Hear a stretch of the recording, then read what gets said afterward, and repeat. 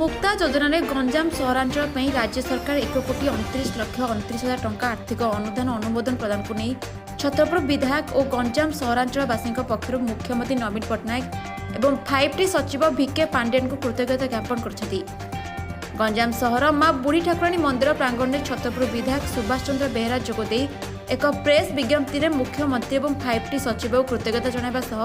राज्य सरकार यह अनुदान अनुमोदन में शिशु उद्यान स्मार्ट पार्क शौचालय जिम वार्कटाक आदि 21 विभिन्न प्रकल्प निर्माण हेले सहरटी सरस सुंदर होई गढ़ी हेबारे सहायक होई परिबो बोली प्रकाश करथिले। श्री नवीन पट्टनायक को अशेष कृतज्ञता ज्ञापन करिबी। यार कारण है गत 16 तारिख दिन गंजाम विज्ञापित अंचल परिषदर समस्त नेतृवृंद बुद्धिजीवी मिशन शक्तिर सदस्य वृंद एकत्रित होइकी एक वीडियो कॉन्फ्रेंसिंग उच्चस्तरीय बैठक माध्यम ओडिशार सम्मानीय 5T सचिव श्री भिके पांडियान महोदय जरिया ओडिशार माननीय मुख्यमंत्री श्री नवीन पट्टनायक को गंजाम एनएसी रे किसी उन्नयनमूलक प्रकल्प मुक्ता योजना माध्यम कार्यकारी करने आम नवेदन करूँ। ए संपर्क में 5T सचिव महोदय आमर विभिन्न स्टेक होल्डर मान सहित आलोचना करथिले एवं गतकाली माननीय मुख्यमंत्री कार्यालय आम सूचना प्राप्त हेलु जे गंजाम विज्ञापित अंचल परिषद प्राय 21 गोटी प्रकल्प शिशु पार्क जिम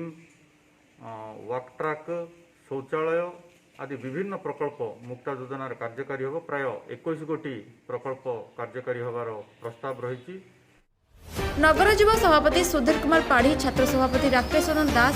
पूर्वतन एएनएसी अध्यक्षा उर्मिला पल्लाई सभानेत्री प्रमीला दास पूर्वतन उपनगरपाल नीलांचल बारिक पूर्वतन काउंसिलर दंडपाणी परिडा पूर्वतन सांसद प्रतिनिधि सुदाम पल्लाई नगर छात्र डिजिटल सेक्रेटरी आशुतोष दास सूर्या प्रधान प्रमोद प्रधान मदन पाढ़ी नमिता पल्लाई जगबंधु दास प्रमुख उपस्थित रही मुख्यमंत्री और 5T सचिव को कृतज्ञता जणाइथिले। सूचना था कि गत 16 तारिख में छतरपुर गंजाम जिलापाल कार्यालय वीडियो कॉन्फ्रेंस माध्यम 5T सचिव जरिए मुख्यमंत्री को सहरांचल उन्नतीकरण विभिन्न प्रकल्प निर्माण गंजाम पौरांचलवासी पक्षर अनुरोध कराइथिला। ब्यूरो रिपोर्ट ओंकार टीवी।